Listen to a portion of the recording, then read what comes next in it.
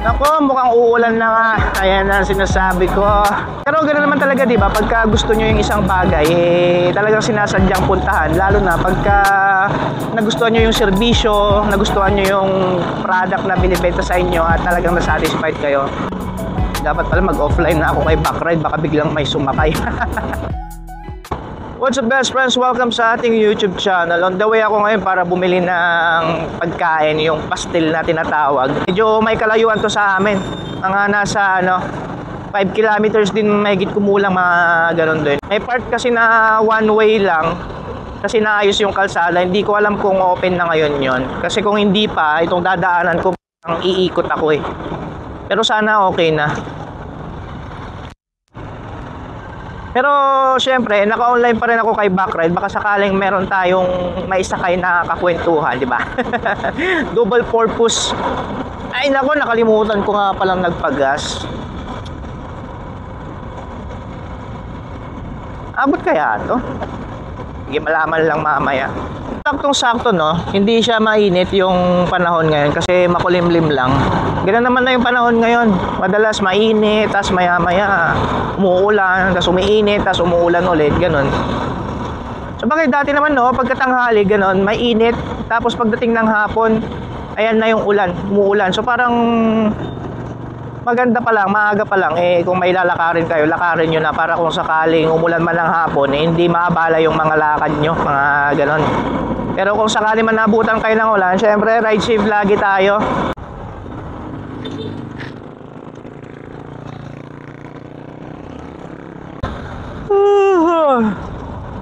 Bakit ganon? Pagka wala akong sakay, parang lagi akong inaantok. Pero alam nyo ba, itong mga nakarang araw, hindi ko ba alam, basta pagdating ng tanghalian, parang lagi akong nagki-crave dito sa pastel na to. Meron siyang 3 flavors, chicken pastel, tuna pastel, at saka beef pastel. Pero madalang yung tuna, yung fish pastel.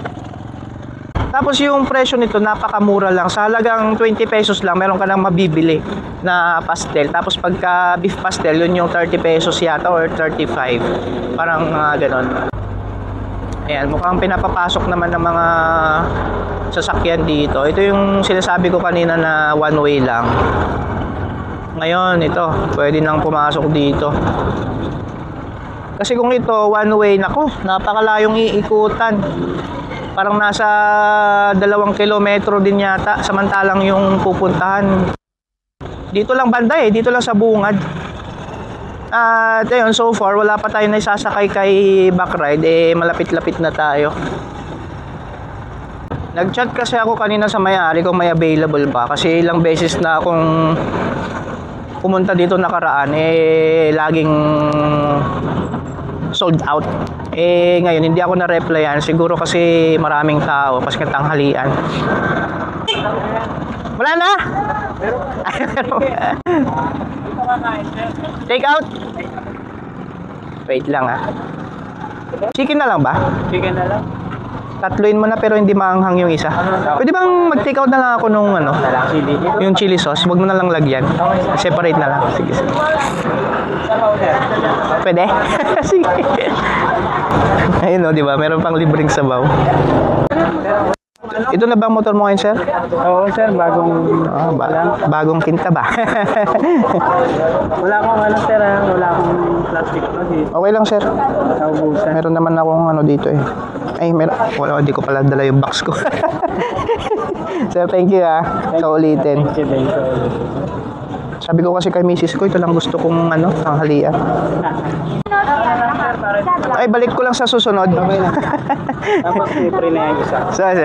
Ay, sir, thank you Thank you. Thank you. Yan, may flip pa daw na isa, sabi ni Sir Ernan.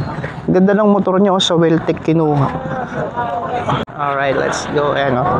Kanina kasi hindi ko siya may lalagay dito kasi mainit yung sabaw.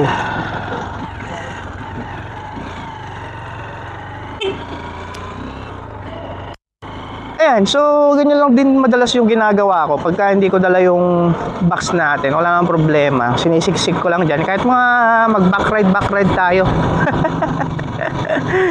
Walang problema, di ba? Ito, pauwi na ako. Akalain nyo yun, di ba? Yung pastel nga ay 20 pesos para sa chicken pastel. Tapos, minsan, meron pang free na sabaw. O, di ba? Saan ka pa? May libreng sabaw ka na sa halagang 20 pesos mo. At saka, siyempre, hindi lang naman sa sarap ng pagkain yung binabalik-balikan ko dyan, kundi yung pakikisama din ba, kasi si Sir Hernan napakabait na tao. Hindi ko ba alam kung bakit ganoon. Kahit na nakikita niya ako diyan sa labas, talagang pinapansin niya ako. Ganoon siya kabait na tao, kaya siguro talagang alam niyo yon, na papapunta rin ako talaga diyan kahit medyo malayo, kahit na medyo mainit talaga yung panahon.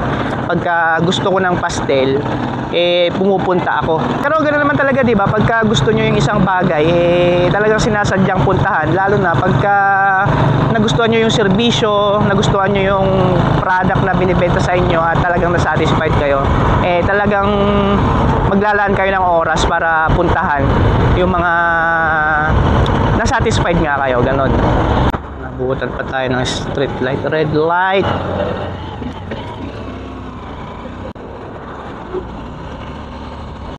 Nako, mukhang uulan na nga. Ayan ang sinasabi ko. Pauwiin mo muna ako bago ka bumagsak, ha. Gutom na kasi ako Pang mabusan tayo ng gas, ha.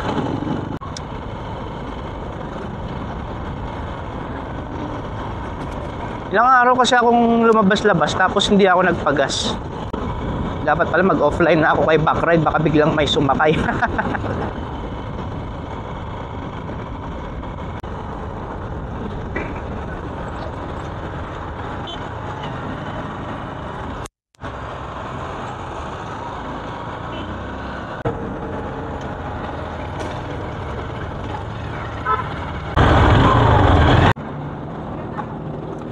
$200 lang platinum. 2758. Thank you. Alright. So, nakapagpagas na ako ulit ng 200 tapos reset ng trip meter. So, yung inaabot nito, pagka nagpapagas ako ng 200, naibababa ko yung yung reserve niya. Ang madalas na ginagawa ko pagka ganito lang na konti yung gas ko, pagka halimbawa nasa reserve lang, pagka nagpapagas ako na let's say 100, ang ginagawa ko yung trip meter ko nire-reset ko. Tapos pagka umaabot na to ng more or less 50 km, nagpapagas na ako. Yun na yung indication na kailangan ko ng magpagas. Pero pagka minsan, pagka nagpapagas ako ng 200, halimbawa ginamit ko yung reserve, diba? Tapos pagka nagpagas ako ng 200, ang ginagawa ko naman, binababa ko yung fuel cap, nakaturo sa baba. So parang hindi ko pa nagagamit yung reserve. Tapos pagka ginagamit ko naman yung reserve niya na 3 liters na, pinapaabot ko lang siya ng more or less 100 km, tapos nagpapagas na ako. Yun yung indication ko na konti na talaga yung gas. So ngayon, nagpagas ako ng 200, yung fuel tank natin nakaturo sa baba. So mayroon pa akong magagamit na mga ilang kilometro pa bago ko magamit yung reserve niya. Kasi di ba sa atin wala namang fuel gauge, kaya doon talaga ako nakarely sa reserve natin, doon sa fuel cap. Basta ganun, ka-reserve na yung motor ninyo, nakaturo yung fuel cap sa taas. Pero pag marami-rami pa yung gas, nasa baba naman. So pagka nasa baba yan, safe tayo. Kaya kahit sa tingin mo na naubusan ka na ng gas, meron ka pa ring reserve na 3 liters na siyang magagamit mo sa layong more or less 100 km. Dito sa XR natin na nagpalit ng TMX carburetor. So, ayun lang muna mga best friend. Maraming salamat sa panonood. Kita-kita tayo sa next video. Bye-bye.